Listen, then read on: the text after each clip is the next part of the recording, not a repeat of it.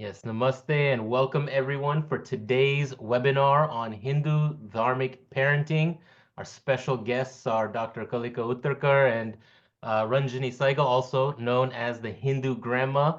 Thank you for joining from all around the world. Poonamji from Philadelphia, Nageshji from Washington, D.C. Glad to have you on. If you haven't yet, please put in the chat where you are zooming in from.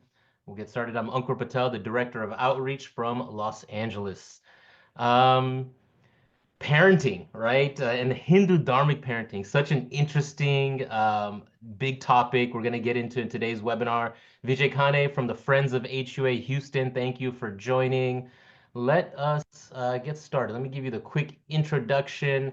And so in this webinar, what we're going to do is we're going to explore the art and science of parenting through the lens of ancient Hindu wisdom, drawing inspiration from the Upanishads, Bhagavad Gita, yoga, but especially from experience, as the Hindu grandma Ranjani ji and Dr.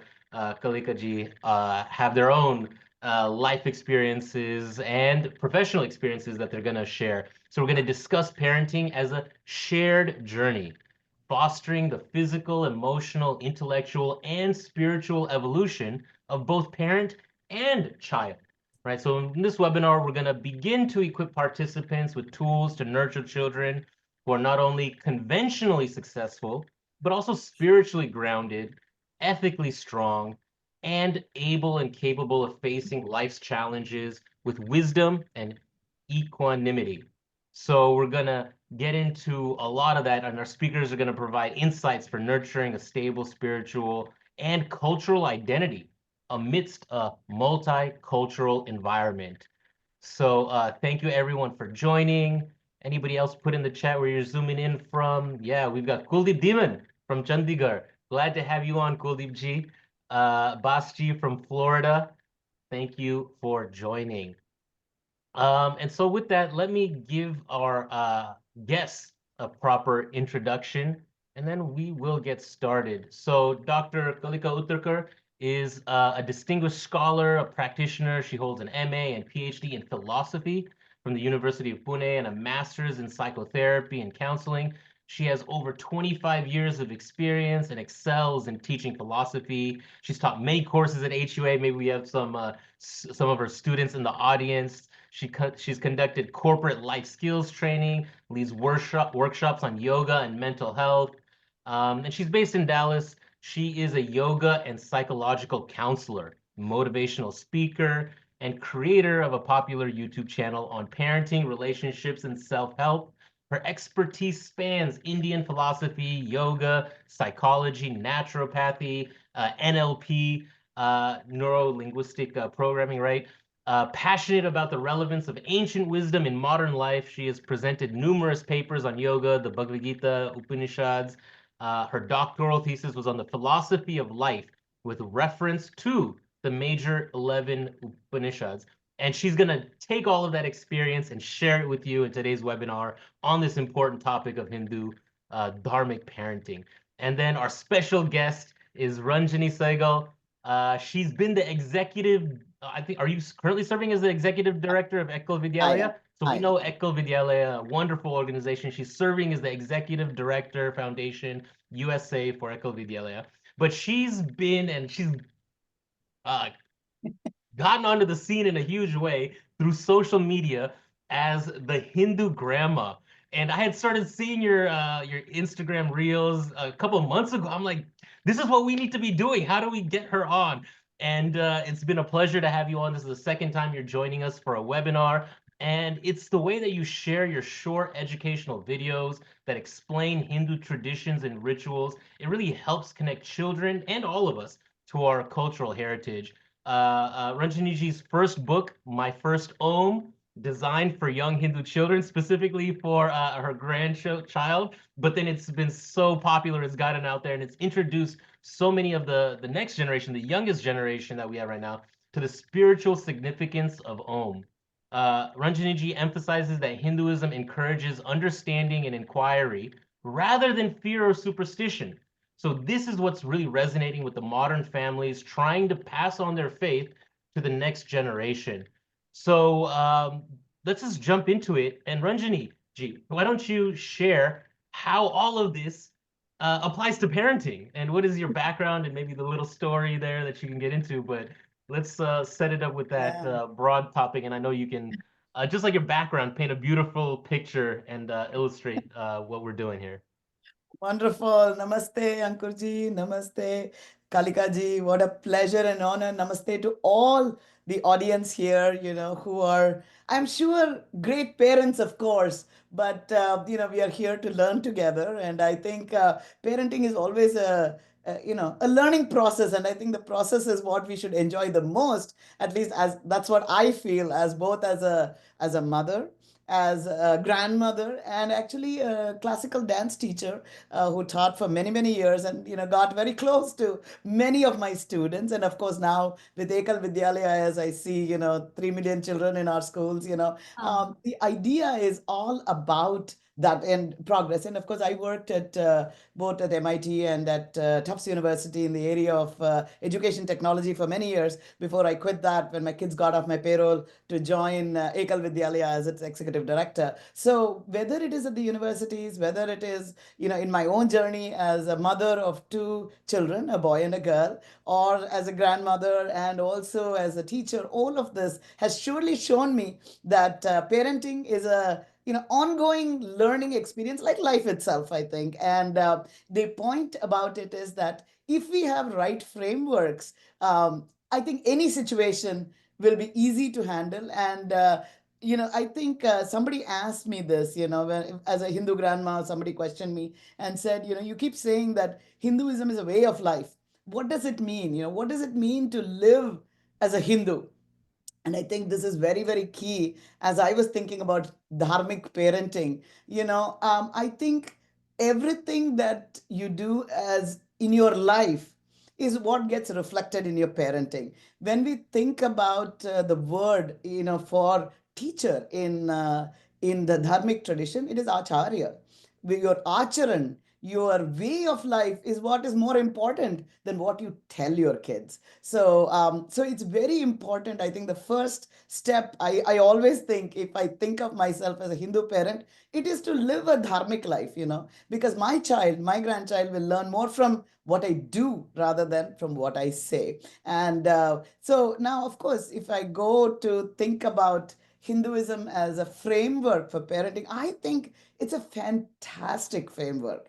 And I'll tell you why it is, because I think everything that is given here, and I'm sure as we move on to Dr. Uttarkar, she will validate this, that many of the ideas that we have built into our traditions are very much validated by parent psychology, and in fact are good ideas to raise children that are most importantly emotionally balanced and able to achieve their potential in life. And so if I think about Hinduism itself, I think the core a book that we all think about, Bhagavad Gita, of course, right? Like the first thing that comes, Hindu Bhagavad Gita. And when I think about the shloka in Bhagavad Gita, it is karmanyevadikaraste ma phaleshu kadachana ma karma phale hetuhu ma te sangostu akarmani. And if I could use that as the focus for parenting, which is, again, for those of you who may not understand the meaning, it just says, you have the right to the actions, but don't freak out about the results. But that doesn't mean you don't work very hard for your actions. And as a parent, I think this philosophy is perfect. Do what you can, what you think is right, and make sure the goal of this is to make sure that your child attains his or her potential, not that she becomes what you want them to become. I think this is a very key idea. And I think the Hindu scriptures actually talk about this all the time, right? Because we have this idea of varna, which is what you are capable of.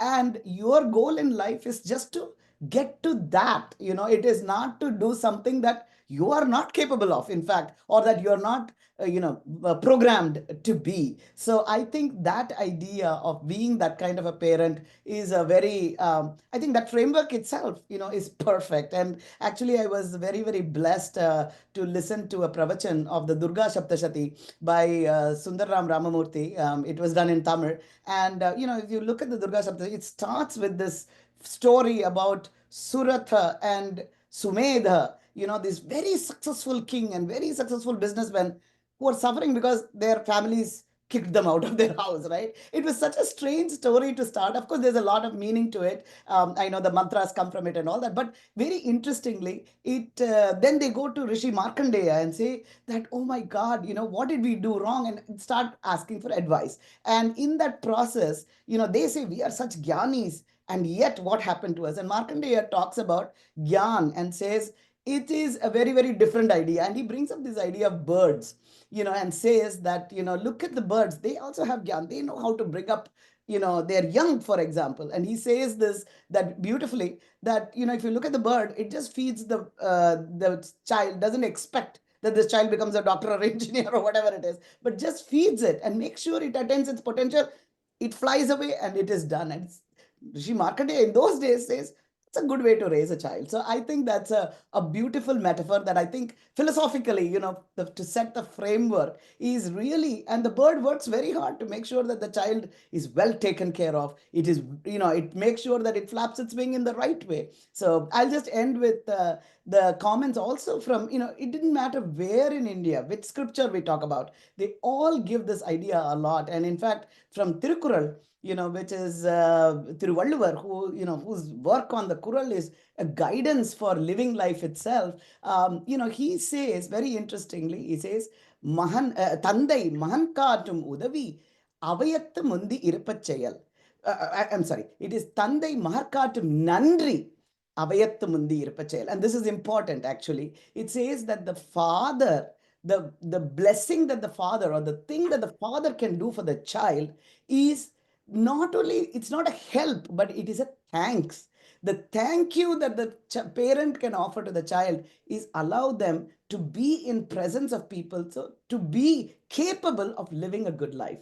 And then it says the favor that the child can do to the parent is that once they are living the life, people wonder who the parent of this child is. So now there he says it's a favor, but from the parent side it says it's a thanks, because this child came into your life not of their choosing, right? You brought the child into you. So you just have to offer your thanks for having that child and trying to do the best you can. I am, of course, going to now turn it over to Dr. Uttarkar, who has all the clinical experience. And I think beautifully, she is going to be offering a course on parenting. So for those that would like to learn about it, and I'm just going to turn it over to you, Kalika ji, to bring, these, I don't know how you bring these ideas in with your clinical ideas and whether they match. I think they do, and I would love to learn from you.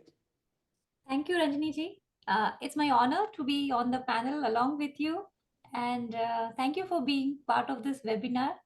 And you're doing amazing work by being this Hindu grandma. This is the most needed thing, that all of us get into this whole movement of Hinduism, and allowing the young generation to understand what Hinduism is. So it's like opening the window of knowledge. So yeah, that's really great. And thank you, Ankurji, also for the generous introduction. And thank you to all the attendees, and also some of my students who are here and who have joined. So let me start with this question: why Hindu Dharmic parenting? Because there is a lot of discussion and things going around regarding parenting. So, modern psychologists talk about mindful parenting, meaningful parenting, modern parenting, parenting for creating leaders. So, you'll see all these kinds of workshops going around. And the modern psychology also talks a lot, and there are amazing books written on parenting. Now, with this background, the question is, why Hindu Dharmic parenting? So this is a question that is often asked by people, that when I tell them that I'm taking this course in HUA, then they say, why Hindu Dharmic parenting? And surprisingly, this question is asked by the Hindus. None other than Hindu will ask this question. And therefore, I feel that if you consider the situation of Hindus globally around, in India and outside India, the need of the hour is that Hindus are awakened. Hindus are awakened about their knowledge, about their existence. And therefore, normally we see that Hindus are very respectable to other religions. They are very respectable and they are very adjustable to everything that is happening around them. So globally, they go around in all the countries and um, they are peaceful pigeons who stay there and who develop and who add value to the society.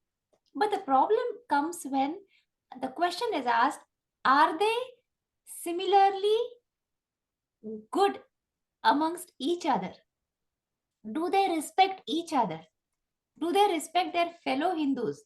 Or are they having different kinds of emotions, backgrounds, and biases about it? And what are these barriers that stop us from being internally united, from being internally happy and strong, happy and proud? So, these are some of the fundamental questions that we need to ask ourselves. And the answer somehow comes is where when we talk about knowledge. So, Hindus or Sanatan Parampara is known for the quest of knowledge. And therefore, Asatoma Sadgamaya, Tamasoma Jyotirgamaya, Mrutyurma Amrutam Gamaya. This is the fundamental philosophy of Sanatan Dharma or Hindu Dharma as it is called today. So, how to bring in this thought in the minds of the children, how to develop them, how to nourish them. So, if we consider of a tree, then the roots are the philosophy and they need to be nourished where we see that we are not nourished, we are malnourished, because our education system for past 75, 80 years is keeping these things away from us. So we are told about our behavior, about mannerisms, about being good, about being leaders. But where from the nourishment will come? It should come from the philosophy. So in the Indian context, philosophy is understood as Darshana Shastra. Darshana comes from what you see. So this is a tradition of seers, of the people who have vision, who can see themselves in the light of knowledge. So that is Darshan Shastra. And if that philosophy is not available with the parents, then what happens? They ask their children to follow things. We understood this from our parents. Now you take it from us. We followed them and you follow us. Now this following will happen till the age of maybe 4, 5. But the child will start asking questions. Now, that is the real strength of life. That is to ask questions, talk about it, get answers, and here begins the process of parenting and self development together. Now, this course is all about this. So, when our child is asking us questions, we should have all the answers. So, as parents, we should be equipped first and then develop the methods and tools to transfer it to the new generation and then create amazing parents out of them.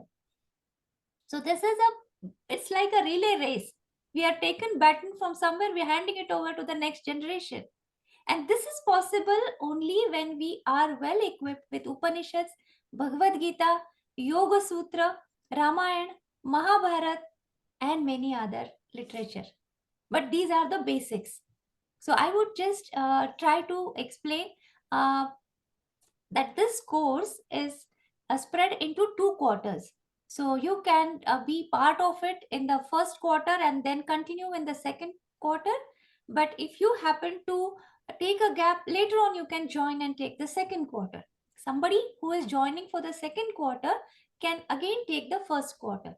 Now, the whole process is about first understanding the philosophy of Upanishads, Bhagavad Gita, Yoga Shastra, and how to implement it in our life and become a role model, and then think about parenting, because then not much is remaining.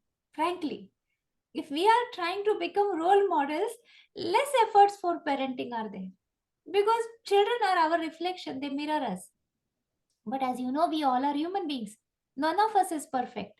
So parenting is not about being perfect and creating perfect children. Parenting is about knowing more and more about ourselves and sharing that same spirit in our children. And it is the responsibility of each jiva to develop oneself. We are just facilitating, we are providing the environment. And so, no high claims that if you do Hindu parenting, your child will be perfect. In that case, Sri Krishna would have made such high claims. But you know what happened to the Yadavas? How they fought amongst themselves, and the whole of Yadav Kul was no more. Why did this happen even with Sri Krishna? That is because it's a teamwork. So we are going to do our best, as Ranjani ji very well said, karmanne vadikaraste. So we will do our karma, we will do our best, we will be satisfied, we will be happy. And I would say that our children, they love us, then they are the ones who often, they don't keep grudges against their parents. Parents will be angry, they will be expecting a lot, but children, they forget about it. How much ever the parent insults the child will come back and it will go and sit with the father or the mother. That is the beauty of children. And that is how, uh, we get to know that we should be positive about parenting, because they are waiting to take what we are willing to give. And so, this is how parenting would happen. Now, what are the main pillars of parenting, of Hindu parenting? I would say the first pillar is Atma Bodh, that is self awareness, self realization. Who am I? Am I just this body, or am I beyond that? What is my real nature? What is my identity? Is it just external nominations that I get, or it is something beyond that? So to understand Atma Bodh is knowledge about Atman, is the first pillar, which comes from Upanishads, Bhagavad Gita. You all know it well. And then after knowing this, the next step is Vivek. Nitya Nitya Vivek. So what is Nitya, that is constant, and what is Anitya, that is changing? If we can make a distinction between this, then we know which action should I choose, how decisions should be made, what is my goal of life. So developing this Vivek right from the beginning, when the child is just beginning to grow, if we can inculcate this Vivek along with Atma Bodh, there are amazing methods and tools for this. But then, by the time the child becomes a teenager, we really don't have to tell much. Then there are not many problems of discipline, and not many problems of telling the child don't do this, don't go there. The child learns to make beautiful decisions. So this is the second pillar. And the third pillar is action. How should I perform my actions? What are the goals? So comes in the concept of Purushartha, Dharma, Artha, Kama, Moksha. What is this? What are my short-term goals, long-term goals? That is the thing. And then comes the main pillar, which tries to bridge the gap between knowing and action. Most of us know everything. We have knowledge about Bhagavad Gita, we have knowledge about Upanishads, we all are human beings, we know everything. But the problem is, does it come into our action at the appropriate situation? Are we able to be sthita prajna? Are we able to be stable? Are we able to conduct our emotions? Are we able to listen to our children? So all this comes through yoga.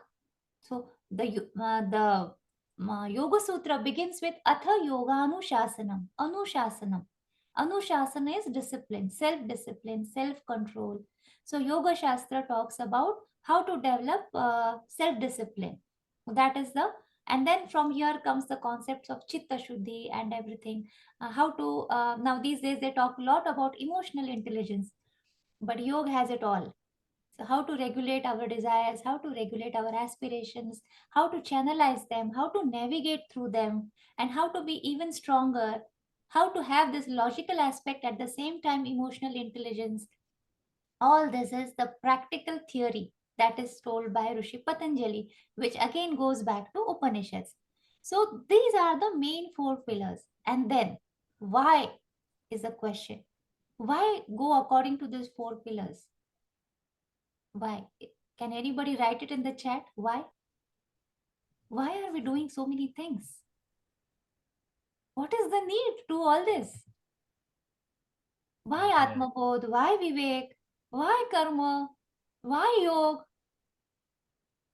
Nice. Let's get some answers in the chat. Can Ashokji any, says yeah, to can you answer liberate. in the chat? Yeah, and Ashokji says to liberate. And at the same time, let me engage our audience with a quick poll.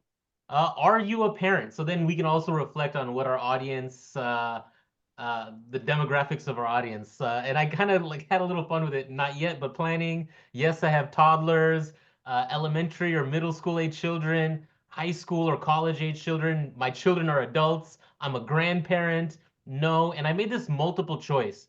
So I mean multiple selections. So you can, if you have toddlers and elementary school kids, you can click 1, 2. If you have all of them, thank you for your duty, but you can click whatever is appropriate, and then in maybe a minute or two, we can share, give people a chance. Amazing so far. Let's keep the conversation going. So Kalikaji, you got a few responses in the chat. Yes, Ashokji says yes, to liberate. yes. Nishtaji says to raise consciousness. Ashokji adds for enhancing their true potential.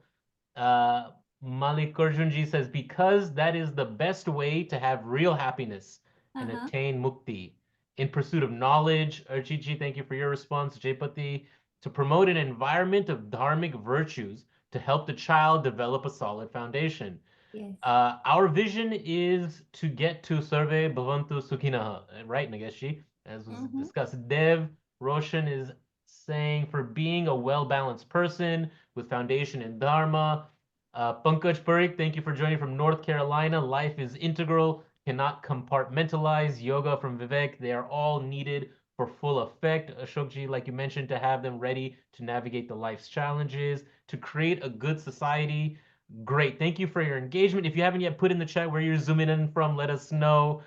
With those couple of responses, we had almost 40 people. Let us know what kind of parents, if they are or not. Let me know when you want me to close that and share that response, and then we can reflect on that as well. Yes. Yes. Thank you. Thank you, all of you. This is amazing. All amazing answers, beautiful answers. I would like to bring your attention to the dialogue between Maitreyi and Yajnavalkya in Upanishads. And she asks, and then when Yajnavalkya is answering, he says that Atmanastu Kamaya Priyaya Priya Bhavanti. So this dialogue begins from here. So he says, everything that belongs to me is very important to me.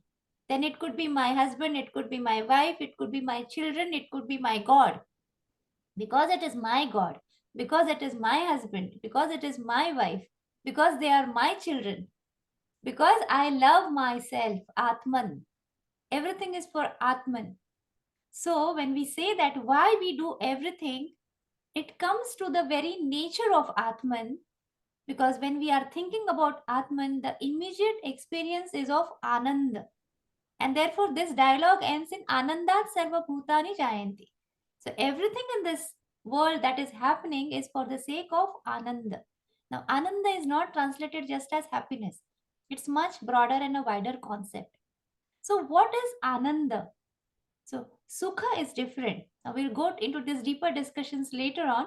But the whole goal of human existence is to stop this restlessness. That is the sthayi bhav. Ranjani ji will appreciate this when I say that the restlessness has become a sthayi bhav these days. But being at rest is the real sthayi bhav that we all have to be. So if we can understand and stay in this state of being at rest, then all our potential comes out very easily. We become more impactful. We naturally become leaders because people start following us, because people are attracted toward knowledge, love, peace. Automatically, if we are exhibiting this and if our children are exhibiting this, naturally our children will be leaders, they will be strong, they will be proud about themselves, they will be confident, they will also love the world and themselves. So all this attempt is to create a generation which is strong, which is confident, which is happy from within. When somebody is happy from within, we don't expect much from relationships. We don't feel that other people around us have the duty to make us happy because we are happy. So relationships become a platform of sharing rather than expecting. Now, all these thoughts nowadays you will see in a different terminology placed around everywhere, but this is the base of Sanatan philosophy, that happiness is within, and if we realize that, then we don't consume so many things that we are consuming today. So we have all brought us down to be just being mere consumers. We consume information, we consume entertainment, we consume everything that is around us, and we have stopped liking our own company because we are constantly attached to external things. So here comes the modern terminology of external gratification, internal gratification, short-term gratification, long-term gratification. All this is understood through Shreyas and Prayas concept, which comes in Kathopanishad. So how do we bring all these concepts to our children is all about this course in parenting. And last but not least, I will stop with this point that we also need to decolonize our minds. We have been ruled by the invaders in India for long, long, long time, and that has resulted into a colonized mindset. We may not like it, but still we all, including me, we are product of this colonized education system. Somewhere we need to become aware of this and try to keep our children away from that. And only then this alienation of the new generation from the traditional wisdom can be stopped. Unless and until this alienation is not stopped, parents will be running after the children and children will be running in other different directions. So we need to bridge this gap by giving them the exact knowledge. So philosophy is the base, and in this course, along with introducing to yoga, Ayurveda, many other parts of our tradition, the focus will be how to develop a strong philosophical base based on Upanishads, Bhagavad Gita. Often parents tell me that how will all these things be told to the younger generation? Younger generation, they learn it fast and they don't have any biases. They don't have to unlearn to learn. They just learn. And therefore, this is the easiest way. For example, when the child is walking around, and normally children will fall down, they will get hurt, they will start crying. And then let me tell you personal experience. When I was that young, I was crying, I remember, and my father asked me, "Who is crying?" I said, "I am crying." He said, "You are crying or your leg is crying?" I said, "No, no, my leg is not crying. I am crying." So he asked me, "So you are different from your leg?" I said, "Yes, it is my body." So he said, "Are you different from your body?" Then I started thinking, that was the beginning of philosophy. That was the beginning of being spiritual. We should ask the right questions at the right time. So, did you get hurt? I said, "Yes." "Is it paining?" I said, "Yes, it is paining." "Oh, how much it is paining?" I said, "Too much." He said, "Can you measure it?" Then I said, "Okay, let me measure it. Maybe this much, this much." Okay, he said, "Then now is it paining?" I said, "No, now it's not paining." "Why?" I said, "Because we are talking." "Oh, so when you keep yourself away from that pain, you suffer less?" I said, "Yes." "Then can you disengage yourself from the situations when required?" This way the discussions go along at different age. Depending on the age of the child, we can introduce these things in a different way. So there are different tools and methods in which way we can bring this philosophy to the child. The child is nourished from the beginning. So don't expect that we are giving a lecture. Even in my house, my children will not sit and listen to my lecture. So it's how we discuss, how we talk, how open we are, and how much we love them, how much we accept them, how much we appreciate them. And as Ranjani ji said, I very much agree with that, is how much of gratitude we have. So whenever people say that your children are accomplished, I just feel I'm blessed. I'm blessed with good kids. I'm blessed with good society. I'm blessed with society which helps my children to grow. So this appreciation, gratitude is also part of our Sanatan Sanskruti, Sanatan Parampara, Hindu philosophy. So we all have it. It is just that we have to make it beautiful, happy, and bring it in front of our children. So this 21 classes would be there, 10 classes in the first quarter, 11 classes in the second quarter.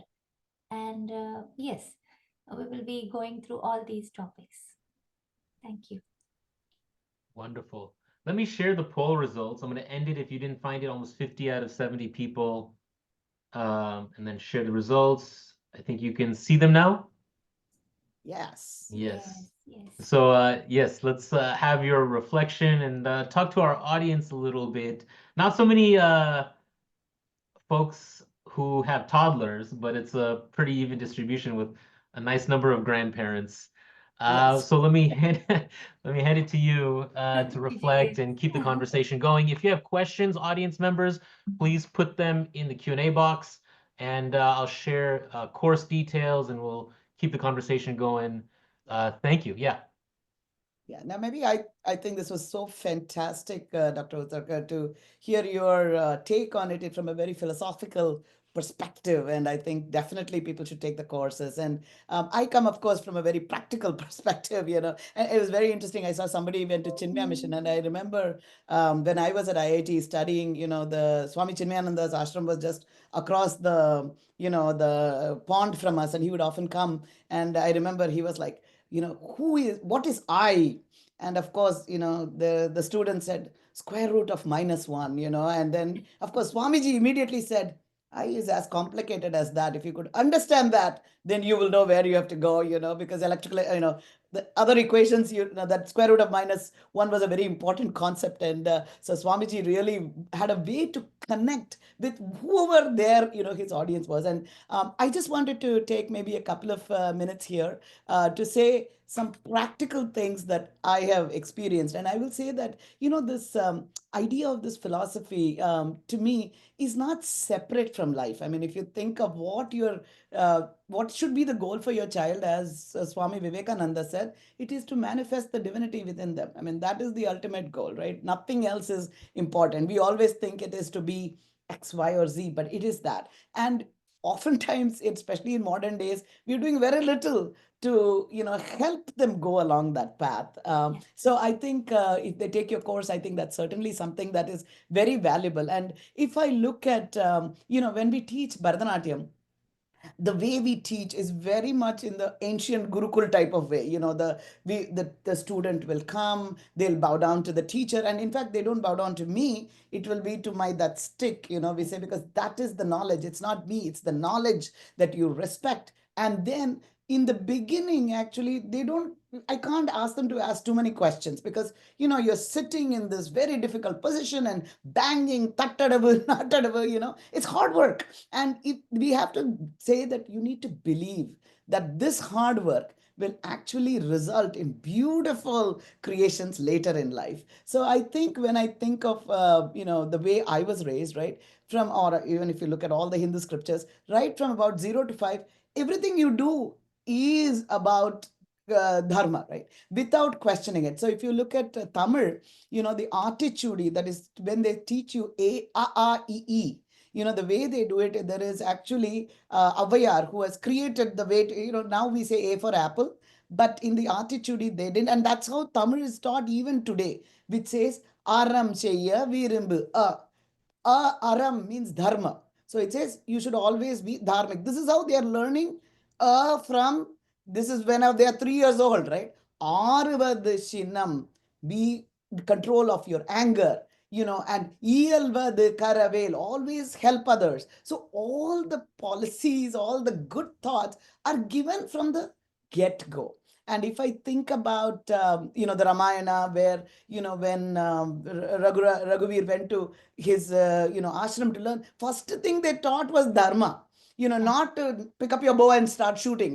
That came much later in life. So I think when so actually one of the things I have found is that with my grandchild, right, when I wrote my first Om, this child, she wasn't even speaking at that time. She was 4 months old, and I was reading, and this is an experience my fellow grandparents have also found. They start chanting Om first, Om is easy to say. I didn't know this, and I found that my granddaughter was saying Om before she could say Mama, Papa, and other things. So that idea that everything that you do, and I remember when they used to put the lori, that the song you want to sing when the child goes to bed, like I used to sing Achyutam Keshavam, and suddenly when she was 2, she suddenly started singing it. I said, how did you know it? She just heard it, right? So if you could start doing it early, and our Hindu tradition talks about this, right? Abhimanyu, when he was in the stomach, he heard these things. And now actually even Western science says that the child can be quite influenced by that. So from the get-go, if you start having good music, good vibes, ohms, chanting going on, I think that's a good thing for a young child to go. And I see there's a lot of middle school, high school, all of that. And I think every age, in my opinion, if you could take the direction from the way your grandparents did it, it's probably very valuable. So one of the questions I keep getting asked is, oh my God, the evenings get so busy, they don't have enough time to do their homework. And, how are we going to manage this? And then I find out most of them, do their bathing in the evening, right? 45 minutes goes in that bathtub in the US. I mean, there are some who are not here. But if you could change that routine and say, get up in the morning, take a bath, your entire evening is opened up. And this is something that I used to implement with my children. And it's a very practical, first of all, you get up, you're very, charged to go about during the day. You get up, take a bath, do a little lighter lamp, use an electric lamp, maybe, so that your kid is not, burnt up. So it automatically starts having positive vibes in the morning. So having practical things that our grandparents did for us is actually a very useful thing in life in general, I think. And the other thing I will say is that definitely, sending them to, like, I am a dancer, so I will say this very, I don't teach anymore, but I taught for a very long time. Learning Bharatanatyam, learning classical music, all this is very good because it connects you to the culture. When I teach them, this is how Krishna was, this is how they carried a pot. They don't know what a pot is, to show how a gopi walks. When you become Krishna, you understand that culture, that language better. And when you're in a classical music scene, so I would certainly recommend doing all of that. And language learning, definitely is very, very useful. If there's a grandma in the house, it is really amazing. I mean, I remember just meeting somebody recently. There was no grandma in the house 4 months ago, and now for 4 months, grandma is there, and suddenly this kid, is chanting, Guru Graha Gaye, Prabhu Raghurai. I was like, what happened to you? Alpakal mein Vidya Pai. I was like, wow, where did this happen? Nani happened, So I think that's a very, and if you don't have that, I mean, I guess that's what forced me to get into this Hindu grandma business. I was wondering who will listen to all that I have to say, but I think this is important. And finally, I'd say as a grandparent, I think the beautiful thing is, in my own experience, I found the kids actually have good ideas, about raising their child. And, I think if we can let them be, and at the end of the day, they are the mother and father. We are not it, we have our own role to play, and allow the parent to be the parent and to just bring these kinds of things, which they may not have time for, the dharmic ideas, to put those kinds of routines, I think has been very, very useful, I think, in my circles, as I see. And as I grew up also, when my children were growing up, we did go to the temples, we did perform, the pujas, and give it the value that it deserves. Going to the temple, again, is a very important thing, because that's where you see that connection to the divine. And definitely for high schoolers and all of that, let them ask questions and answer it all the time. And but from 0 to 5, most important job is just to, chant things, just to take them to temples, and just let them absorb in things, is what I feel. And infinite love. Yashomati Maya, I think that's the idea, it is like just love. And later also, I think one of the things that I sometimes feel we as Hindu parents don't do enough is express our love, to Mm. say, I really love you, and how you do it. Of course, I'm not saying you need to use these words, but like my dadi, you knew she loved me. She used to give me a hug, and Yeah. my parents might be busy, but that love is very important. And Yes. even if they come and goof, right, they didn't do well in their exam or whatever it is, to first say, I love you. Let us figure out how to fix what it is that you did instead of saying, you didn't study, automatically assuming they didn't do the right thing. Instead of that, say, hey, when Yashomati Maya, how did she deal with Krishna? So there are many, many examples of that. And if you look at all Vishwamitra, Vashishta, if you look at the way they taught their students, it was so much love.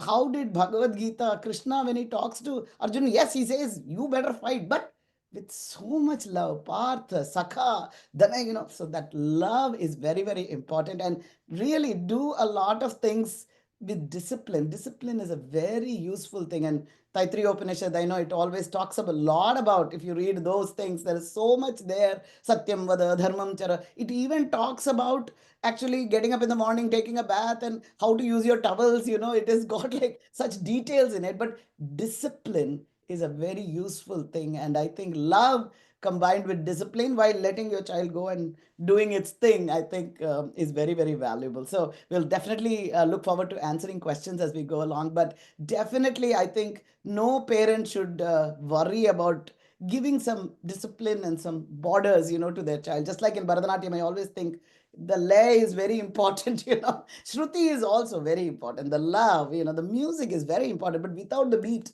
it doesn't, not to say that you should hit anybody or any of that, but putting frameworks in a loving way is a beautiful way to move ahead. So some thoughts here, and I can certainly, I think, but Dr. Kalikaji, I think I wanted to ask you this.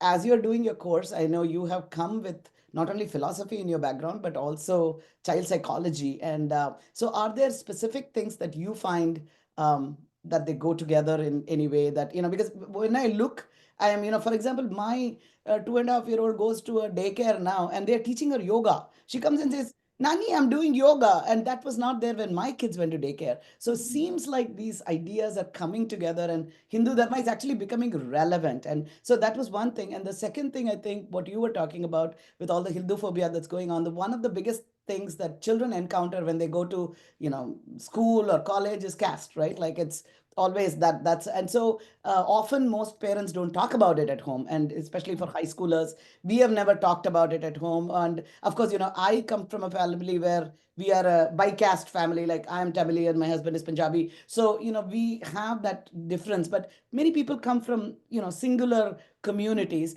but to know what that means, why is it valuable, and what your own thoughts are on that, I feel is a useful thing to talk to your children, so that when they go and encounter that in school, they are more prepared. And I don't know if you have any thoughts on this Yeah, and yeah, anything yeah. else. Sure, sure. Thank you, Ranjani ji. And I agree with your point. 2 points I very much agree. One is unconditional love without expectation is a huge power. It is the strength of parenting. If my child knows that I am accepted, I am loved, then the understanding and dialogue and asking questions, everything becomes so easy and simple and natural. So those barriers are automatically dropped at that point. So as parents, to love others, to love our children, we should also love ourselves, because if we are happy and if we are loving ourselves, now this is again a big topic of discussion. What is self love? So it is just being comfortable with what we are, who we are, and understanding that I am divine. And now the child who is 2 years old in front of us is not just a 2-year-old jiva. The jiva has come after a long journey of many lives, along with experiences, sanskaras, aspirations, and dreams, and traumas, everything. And so we need to respect that soul who is in front of us, who has come to us and given us the privilege of being their parents.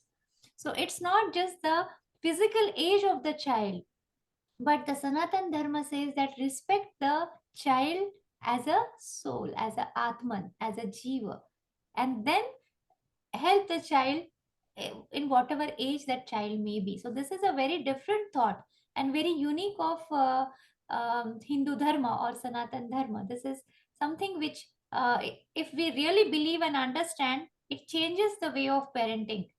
And another aspect I would say, Ranjini ji, I absolutely endorse learning Bharatnatyam or Indian classical music. My daughter, she's 24 now, and she's a classical Bharatnatyam dancer. And I have seen her grow while she is dancing. Everything came so easily. The Anushasan discipline part of it, the rhythm part of it, the Shraddha. So just, to have this Shraddha is a very beautiful thing. So asking questions is, of course, but Shraddha is also important. Shraddha is the power of sustenance. Shraddha develops patience. And all this comes through getting introduced to different art forms that come from Sanatan Dharma. That is an important tool, I would say. And language. So, language is again something which is very important, because in the first 5 years, children can learn 3 to 5 languages. Hmm. So we should come out of our lack of confidence that my child will not learn English and will not be in par with the social requirements. No, keep your mother tongue in the house. Let the child learn English outside. So if we make them bilingual right from the beginning, the whole personality becomes more confident and more happy. And then later on, when it comes to teenage, the tussle between the cultures, the identity crisis, the lack of decision making, all this is supported if the child has this window of language open. And it also adds to more love and respect towards the parents. And then the important another tool is, of course, stories from Ramayana and Mahabharata, because they help role modeling. Another important aspect is about food. If we can keep our Indian food in our house, I often see parents say that, oh, we are coming to your house and we would enjoy the menu that you are keeping, but what else have you for the children? I said, why? They said, no, our children will not eat Indian food. They want pasta, pizza, all these things. I said, then let them come to my house and have a taste of it. If they like it, they will start.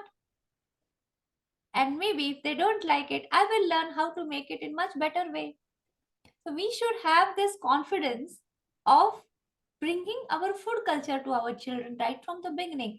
And then we need to be little more creative in these aspects depending on the relevant things.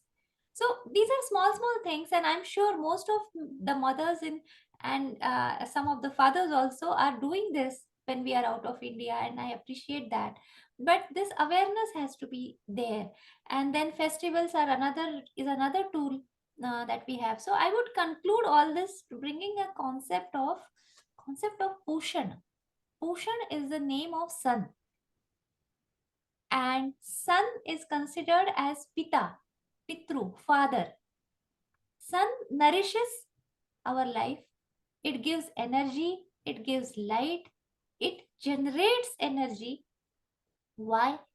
Because it is full of energy, it is full of light, and it is impartial. And it has that strength of giving it equally to everybody. This is something we as mother and father are going to play as a role of parent. So if we enrich ourselves, and then whatever we exhibit, reflect, automatically it happens, and then parenting becomes an easy way. So this course on parenting is basically enriching ourselves as parents and having this co-journey with our children. So in a family, automatically it is that everybody is in this journey of knowledge. Asatoma Sadgamaya, Tamasoma Jyotirgamaya.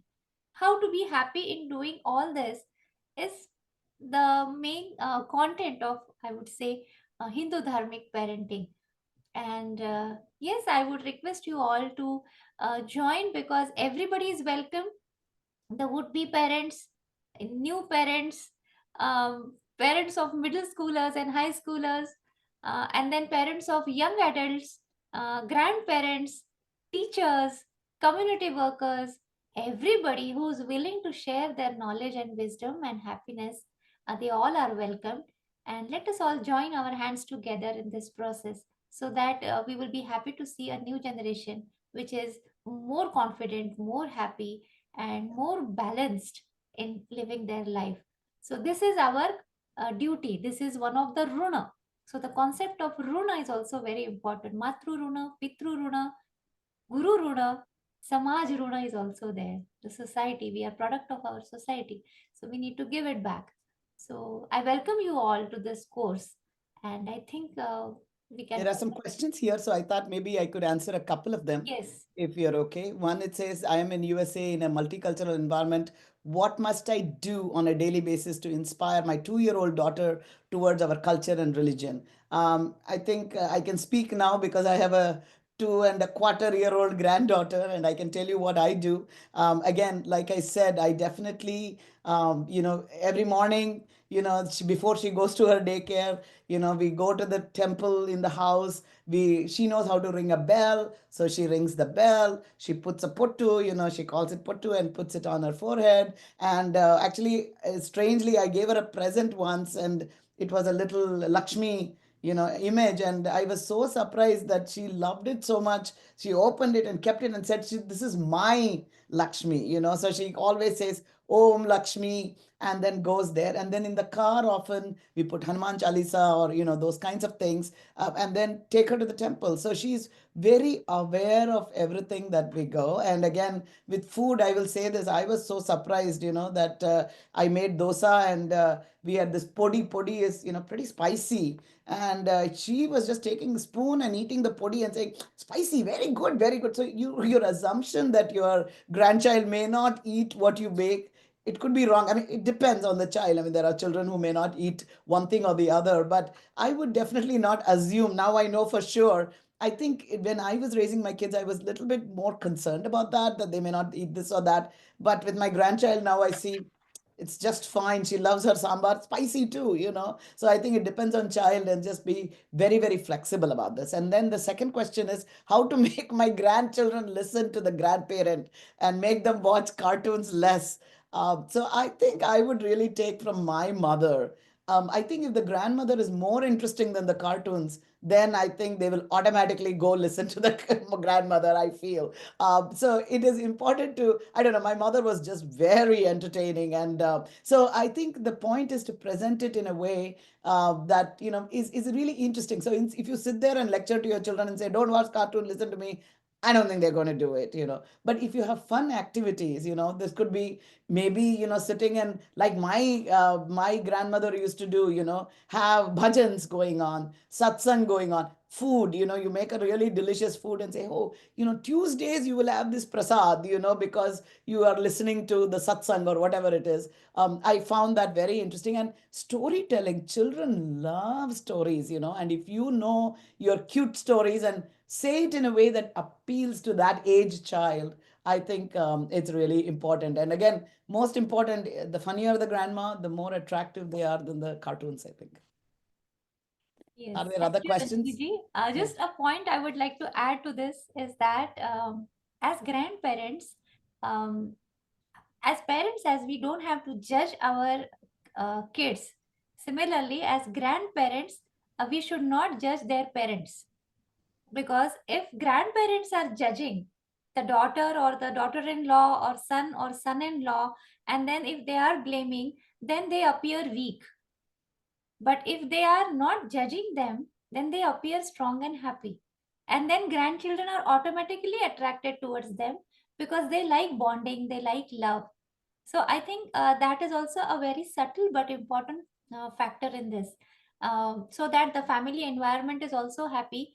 Sometimes what happens, over strictness, over discipline of imposing our tradition and our food and our things creates a repulsion. And then children say that, okay, you're talking all about this, but we are not happy in the family. The environment is not so good. And then they try to go away, they try to alienate, they repel. So these are also certain factors which we would be discussing in the course, like practically what problems can occur and then how do we handle those problems. And yes, just that. And I would just piggyback on that and saying, I think what we are saying is communication is very important. Yes. Often we all have experiences. I can't say this to my mother. She's going to, Um, get angry. And so as grandparents, I think that's a very important thing to do, is to have a good communication with your children. Don't, not only with your grandchildren, but your children as well. And yes. definitely in front of the children, do not speak ill of their parents in any way, because immediately if you say, oh, you are disciplining the child too much or one or the other, then the child picks up on that. So I Yes. think it's a very important thing to have good communication. And Yeah. if there are things you want to say, go beyond. And I mean, I think it is very, I mean, I feel this even, I was just attending some things on wills, making wills and estate planning, right? In fact, that's an important thing as a grandparent. Most Indians don't talk to their children about why they are doing their wills in certain ways, what charities they want. So I think all the time to have a constant and important communication with your child is very, very important. And if you have an open communication with your child, the child will also have an open communication with you, and you're modeling that behavior. So I think that's very important. So Yes. are there other questions here that I Yeah, see? actually in the Q&A box. So we went through the chat a little bit. Again, I Yeah. put the details of the course. It's going to be on Fridays at 9 p.m. Eastern, starting January 17th. There's the link. Shantanu will touch base with you later and get you registered. Please consider registering for the course. I launched the poll. Let us know if you're interested in registering for the course. So Anup Chandraji, thank you for engaging. I think a lot of what you were saying has been addressed. And thank you for being here. Uh, Kalikaji, would you get into some details about the course structure, the assignments, the Yes. exam? Is Yes. your Yes. children given the exam? How is that looking? Real life experience, how does that work in the structure of the course? Some folks are asking about that. So the first quarter of our course will be of 10 classes, 90 minutes each. These classes will be based on, there will be some readings given, some of the video clips to be watched, and the class will have lot of discussion, practical discussion about, I mean, discussion about the practical problems that the parents are facing. Case by case also there will be some discussion going on. And of course the how to transfer this wisdom, Hindu wisdom, into our practical parenting, that will be the main aspect of it. Now coming to the examination, there will be few quizzes around in this weeks, and if you complete those quizzes, some percentage of your mark will be automatically added, and at the end of the course you will have to write a small essay. So that is about the assignment. And of course your attendance. So attendance, assignments, and the essay, all these three together are part of grading system. So I would say that attend most of the classes, because they are going to be live discussions, and each one of us will come with a bundle of knowledge, and so sharing and discussion will really be very fruitful. There will be some presentation also from my side, and discussions on the topic. Yes, so that is also part of it, important part of it. Any Wonderful. questions, feel free to ask. Yes. Yeah. Yeah. Uh, I saw one another, question. Yeah. go I ahead, go saw ahead one if you have. question here. Are there any fundamental differences between dharmic parenting and dharmic grandparenting? I don't think so, but I think as a grandparent, though, dharmic is the dharma part is the same, I think. But perhaps as a parent, you have to focus more on the day-to-day things, so maybe more emphasis on, the other kinds of teachings. But as a grandparent, you have the time and the opportunity to really be that force that brings the scriptures to your grandchildren. So I think that is the only thing I would distinguish a little bit, because I think there is a lot of that. And, definitely as a grandparent, you can, it seems traditional that you can have a real bonding with the child, and it becomes that alternate place where they can go for a loving, relationship. And I was going to say, whether it is grandparent or parent, again, if you have questions about something, that you don't understand, like Dr. Uttarkar said, never say, you don't know, just do it because I'm saying so. Sometime it would be right to say that, because if suddenly a 5-year-old says, I want to know all about God, you say, hey, this is God, here is a picture, refer to it. But you won't want to go into Advaita philosophy at that point in time. But there are many times you want to go learn it yourself. And of course, if you take a course with Dr. Utarkar, probably you will know it more. Or if you want to send me some questions on the Hindu grandma, I can certainly give you the 1.5 minute answer to that question as well. So just wanted to share that. Wonderful. We have kind of an anonymous question, and I'm going to pair it with N. Patel with the Chinmaya mission, right?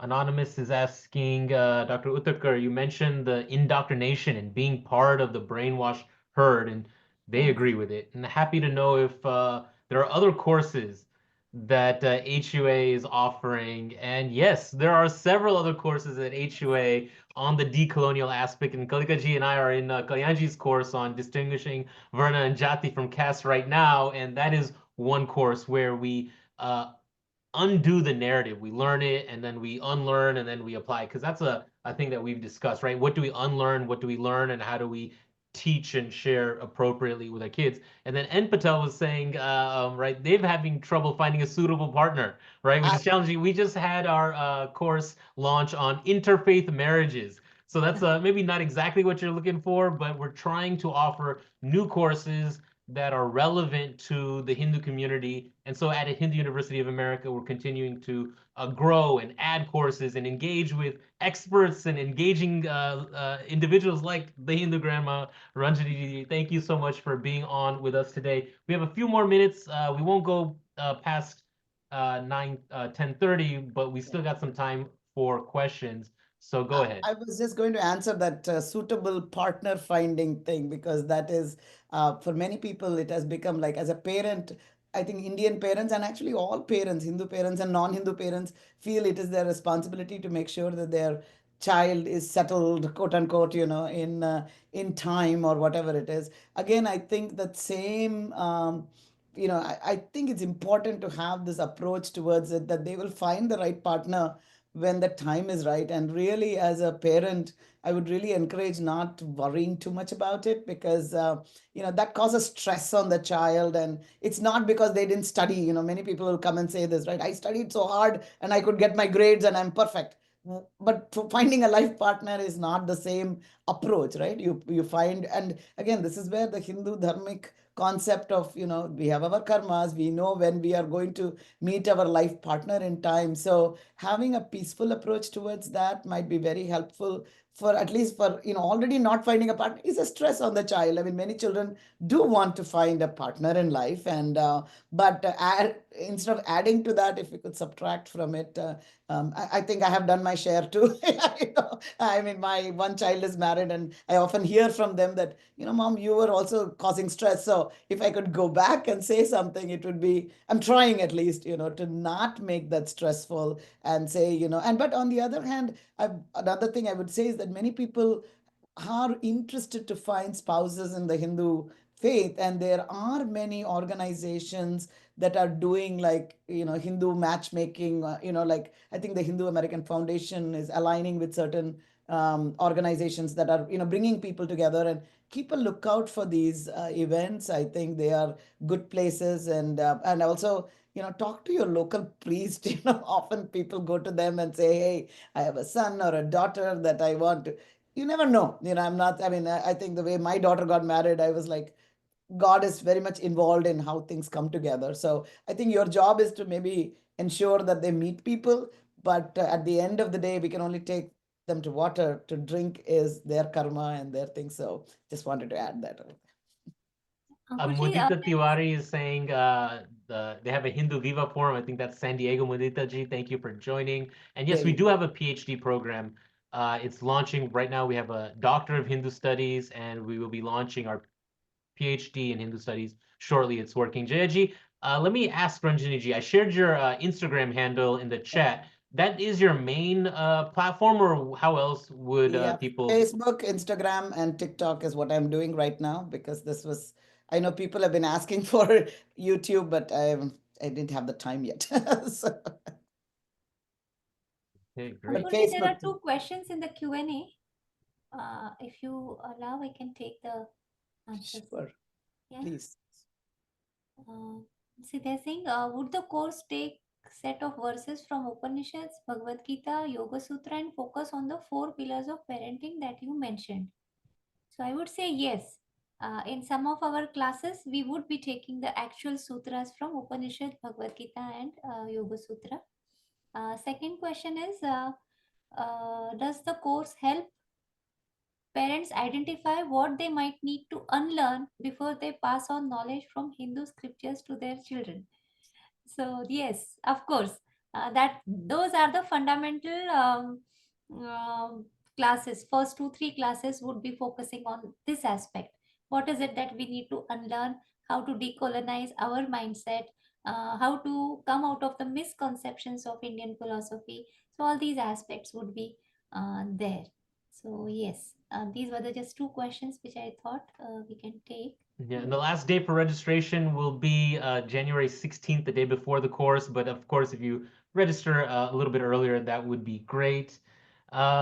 We have Padam Maharjanji. I think you're from Nepal. You already mentioned. Thank you for joining us. You have your hand up. Did you want to say something? And S, if you could type in your name. Do we want to take a little audio input from somebody who wants to share what they've done for their teenagers? I'll give you the chance to unmute and share briefly, and then we're coming to the end of our webinar. So Somya, oh, okay. So what did you do Hey, for your hi teenagers? Let's Ankur. keep it brief. Hi, Somya. I will keep it very brief. Hi Ankur, and so happy to be here.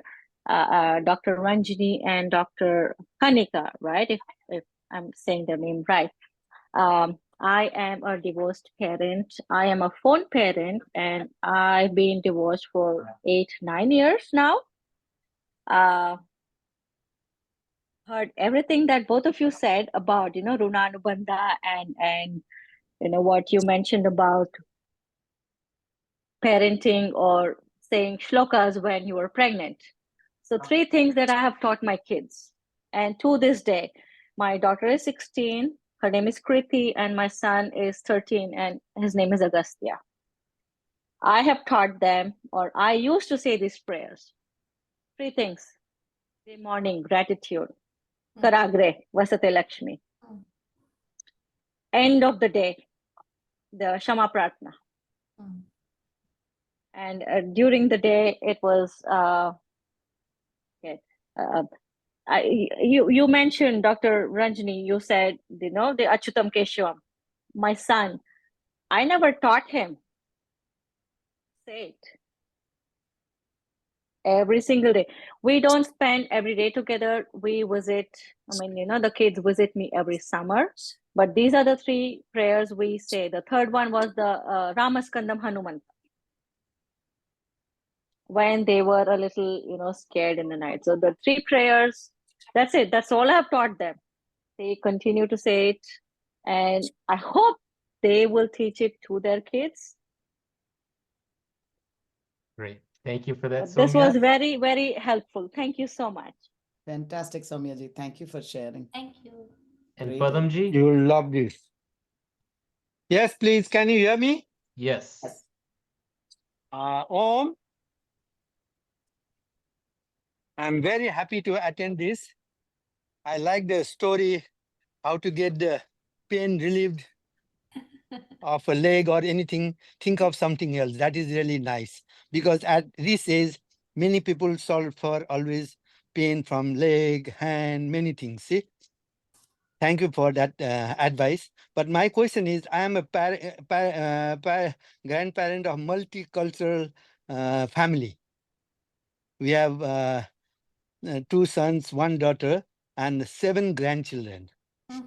My challenge is with them to how to get less time for iPads and all that cartoons. I try to show them Rama, Krishna, children's story. They look for some time, they are interested now. My youngest granddaughter always says, Krishna, Krishna, I want to watch Krishna. Now I have managed to find some children's stories which is really interesting and they watch. But first thing, I'm so happy that in the morning, she comes, says that Om, Om, Om 7-8 times. And whenever they have a challenge or some crisis, we just tell them, say Om 5 times. And then whole that crisis gets disappeared. Thank you for this, your talk and all these things. I want to keep in touch. And happy to learn that you are also one of the graduate from IIT. Yes, I am. Thank Very you. nice to know that you are too. So I was just going to say, this is a very beautiful point that Padamji brought. I think, when they are in trouble, I think that's what Kalika said. That's a good time to really bring God into their lives. I mean, it might be that they are going to a, exam, and, to make sure that they pray to Ganesh Ji or Saraswati Mata, whoever, or even as some people, Guru Graha Gaye Raghurai, that's a shloka that's used in that Chaupai is used in the north, for school. So to say, okay, if you're in difficulty, just pray, use this prayer.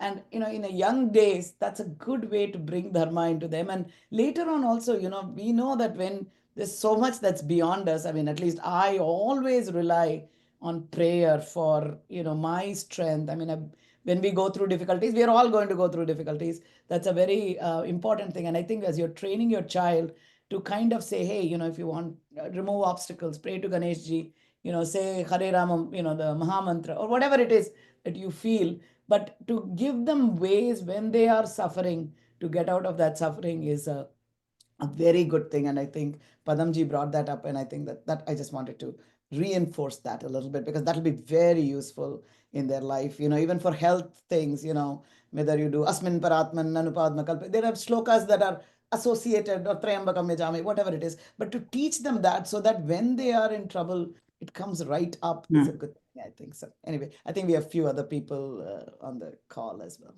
I would like to take up this point, which often keeps coming. Parents often ask me that how do we distract our children from iPads and social media and things like that, and how can we divert them towards understanding this?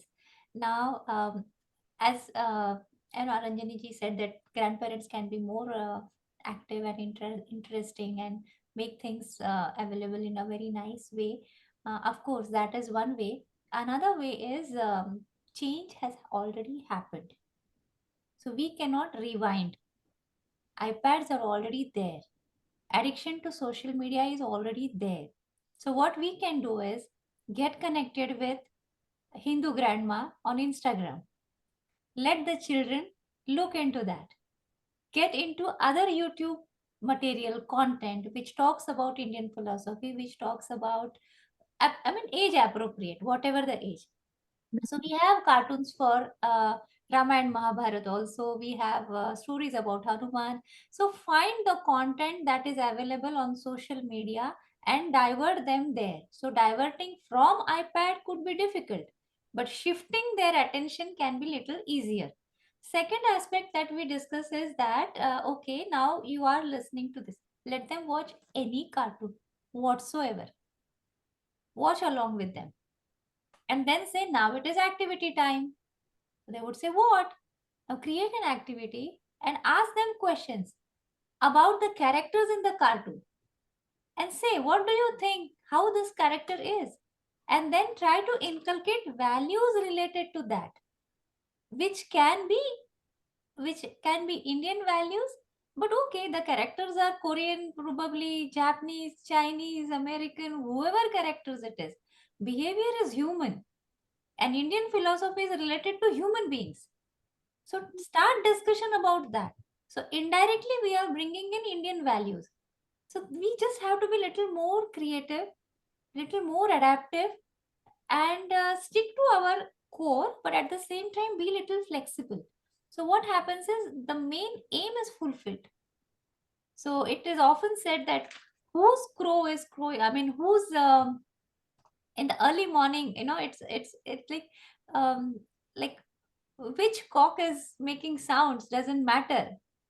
It being morning is important. Mm-hmm. So that way, methods can be little twisted, taken from different sides, and then brought them. We can bring them on the track. So that way, it really helps. So we just need to be more creative. The second question, which I feel is very important and very relevant, is the course useful for parents of 21-year-old children who are brainwashed in college with wokeism? Can we bring them back? So as HUA, we have many courses, relevant courses, which will be very interesting for a 21-year-old because they're already an adult now. So they can take responsibility of theirs. So if you can bring them till HUA, the rest of the things will be taken care by HUA. So how to bring them to HUA can be a different ways of discussion, communication, without judging them, without blaming them. See, in Shad Darshana, we have a darshan which is basic darshan, is Charvak darshan. Charvak is Indian materialism. And the whole study of Shad Darshan begins with Charvak. So materialism is the base, that is the Purva Paksha. And from there starts Nyaya, Sankhya, Vaisheshika, Purva Mimamsa, Yoga, Vedanta, everything comes in where the Purva Paksha is materialism. So if Wokism is something that they are talking about, first go and thoroughly read about Wokism. What Wokism is and what are the positive and negative factors to this ideology and what are the intentions of this ideology. So we are in a better position to talk about it. So with a normal discussion, conversation, we will have to take it ahead. So rather than blaming them or saying all this is wrong, all this has to be avoided, no. The double pressure is applied from the other side and there is long repulsion happening. So there has to be a general discussion whosoever, and forget that you are talking to your son, think that you are talking to your neighbor's son. So less emotionality comes in. Right. And then we also conduct ourselves and the discussion goes on in a very natural way. So that mamatva sometimes leads to agitation. Yeah. So keep that mamatva aside and talk as if you are taking a class or a lecture and then talking to the child, or you're talking to the neighbor's child. That little bit of tatastata is required and then the process becomes easy. Actually, one of the things I want to add there, this was the goal for, this is how I got motivated into the Hindu grandma, is that, Wokism is I mean, that's a whole big topic, right? But often there are small questions that come up. And before you get to, coming, and hopefully if they take Shad Darshana or something great, I mean, that's the right thing to do. But, if there are small questions, you yourself can go investigate those questions and answer them. I mean, that's the most important thing for a 21-year-old or a 22-year-old, and also understand your own values, your own thoughts around things, because sometimes we convey things in a way that we may not be, for example, on caste, right? Like, what are your thoughts? What does it mean to you? When they question you, you should know your own ideas. It's one thing to say, oh, Hinduism is this way or that, but to have your own understanding of it and be very honest in your answers, investigate the answers, and if you give it to right to them, I really feel Hinduism, is very aligned with modern thoughts and philosophies, and it's very diverse, it's very equal, very, all of the things that people crave for, it is there in it. It's just for us to understand it and articulate it in a right way. At least that's my humble opinion. So. Yes. Okay, Arti ji, let's quickly, please. We only have a few minutes to the end, so if you can keep it to less than a minute. Go ahead, Arti Joshi. Yeah, namaste Ankurji and namaste Kalikaji Rajniji. I mean, of course, this is an excellent webinar and I am just here to endorse HUA. Kalikaji is an excellent teacher. I have taken her course and I encourage everyone who is attending the webinar, just by taking up a course supporting HUA, they are doing this for Sanatan, and we have to give it our own little bit and get so much more. Thank you. Namaste. Thank you for that, Arti ji. Thank you very much. Appreciate that. Yeah, okay. Who's next? Jaya ji. Joglekar ji. Yes. Namaste. Yes. Myself and my husband, Anand, we do teach every alternate Sunday class on Hinduism. And we have about 16, 20 kids that come. I have taught to them so far, Karagre Vasati Lakshmi, Alasasya Kuto Vidya, Asatoma and Shubham Karoti for 4 times in the day. Morning is Karagre, ending with Shubham Karoti in the night. I was taught Rama Raksha as a whole thing for protection. I would like to add one shloka that if kids are afraid, that they can memorize. So they feel, okay, there is somebody. Rama Raksha is a big, long stotra. So if you can think of, and you don't have to tell me right away, you can tell me later on. I would like to add one shloka to this that helps them calm their fears when they are afraid. Ramaskandam Hanumantam is a very famous one. I don't know if you have heard that one, Jayaji. And that's a I'll find it. Okay. Yeah. Ramaskantam Hanumantam, because it just says of all the brave people, that is Skanda, Rama, Hanuman, they are all very brave. They exhibited bravery quite a bit, and it says they will always be with you. And Virkodaram, that is Bhima, all of these people, and they are going to help you. So this is something that you can use at night or anytime, So any shloka Bali is always, Hanumanji is always the best for fear. Yes. Yes. Okay. And any based on Vedic thing, like just intellectually that appeals for protection. Protection, I think Trayambakam, it does come from the Sri Rudram. So Trayambakam Yajamahe Sugandim Pushtivardhanam Urvarukamiva Bandhanan Mrityur Mokshiyam Amritat is I feel is a very good one, in my opinion, and others. If you're saying Vedic, Sri Rudram is certainly there. Okay. And the other thing is caste. We have never discussed caste in my class. And we have not, we growing up and me raising my kids, caste was not brought in our lives. So which we were very fortunate. But someday I would have to address to them that this thing is there, you would hear about it. Yes. And what would be the best way to answer those questions? So it's like preemptive answer for them. That you have a course on that, Ankurji, am I right? Yes. Right, but okay. Kalikaji, go ahead. Yeah, Jayaji, I would request you to join the Jati Varna course of HUA that is taken by Kalyanji. It is a very eye-opener class where the concept of Varna, Jati is given very elaborately. There is a lot of literature given in support to that. So many videos, the links that those are being shared.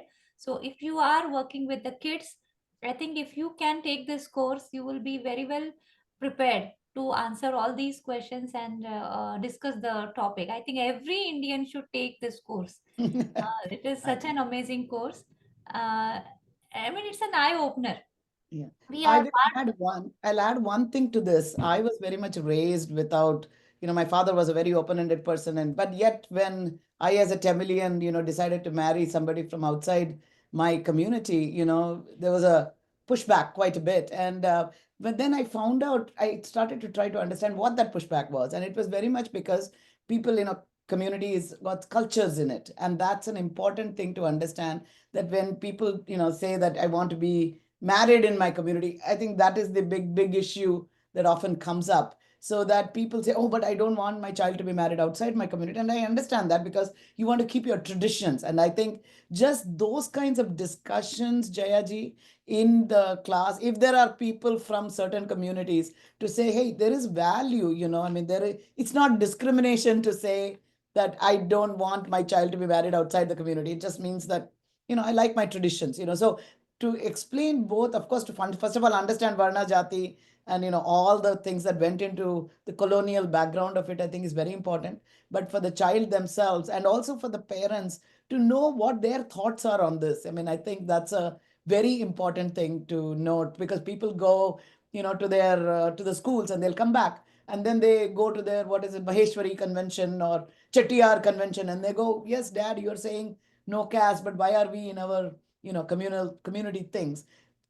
It's all about tradition usually, it's all about language usually, but to make that very clear in your own understanding and in your own students' parents to explore their feelings, I think is one practicality I would mention, because I kind of went through that long years ago. Ankurji, we had a webinar earlier about parenting. That was in September. So probably if we can share the link, then people can also go through that webinar, which was on Hindu Dharmic Parenting. So, that can also help. If you want to share it to your friends, families and all, along with this link, there is also another link that is available. Yeah, we'll include a link to that. I'll put in the chat now, but everyone who registered for this webinar will get the recording. Please share. This has been amazing. I'm so glad that we were able to have the Hindu grandma, and of course, Dr. Utakar. You're so amazing. The audience, thank you so much for your participation, your engagement. Really my pleasure to be hosting these webinars. Wrapping that in the previous webinar on Dharmic Parenting. We're at just past 10:30. It has again been a pleasure hosting this webinar. Hopefully we'll see you in a class. Maybe we'll see you on Instagram, another webinar. And Dr. Utakar, Ranjani ji, if you want to say a closing sentence or two. It's again my pleasure to have you. Thank you all for being here. And who was it? Somebody said thank you to HUA for addressing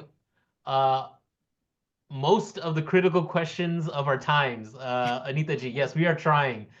Thank you for being with us today. Yes. Dr. Utakar, do you want to say anything? And then I can finish up too. You say it, I'll say after you. Oh, sure. Okay. Please continue. No, I just don't have too much to say, but I was going to say that just be aware that, everybody is a perfect parent because that God has given you that job because you deserve it. So enjoy the journey. You are the perfect parent. Your children are perfect parents. So let it be, let them do what they want. And, you just be there to support them. I think that's so as a grandparent, that would be my advice. I don't know if I am doing the same. I'm sure my kids are going to say, Grandma, you are not doing, you probably are putting ideas into your head, but at least we are trying. So God bless. I'm sure it'll be beautiful, the journey, and your children and your grandchildren are going to do great. Thank you. Thank you, Ranjani ji. It has been my honor and pleasure to having you with this webinar, and with your wisdom. This webinar is really enriched. Thank you very much. I would like to thank Ankur ji for his energy and his commitment and passion that he always brings in the webinar.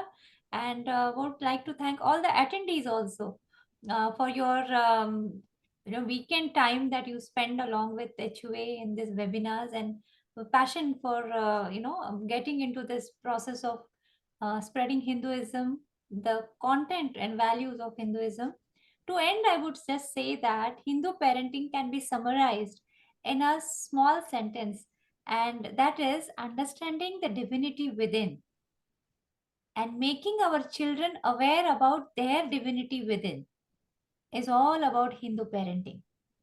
So let us understand that we are divine, and let us make our children aware that they are divine, and rest of the things automatically will follow. So thank you very much. I want to say one thing, Ankur, your parents must have done an amazing job. You Yes. are second gen, and here you are the host of the HUA, panel. Really, we need to replicate that gene somewhere. So Sure, thank sure. you, Ankur. Ranjani ji, Really. I absolutely agree with that. Yes. Yes. I mean, it's not often that, people, even parents, actually, that's the thing. We don't even allow our children to take on these kinds of, careers in their life. So actually, we need a webinar from your parents. Yeah, I'm gonna have you talk to my parents. Let them know what you said. Yes, thank you so much. Please tell them that. Please tell them that. Very, very proud. And my daughter lives in LA. So next time you are in LA, is that right? Yes, Ankur? yes. So I'll come and I'll meet up with you next year. Amazing. Great.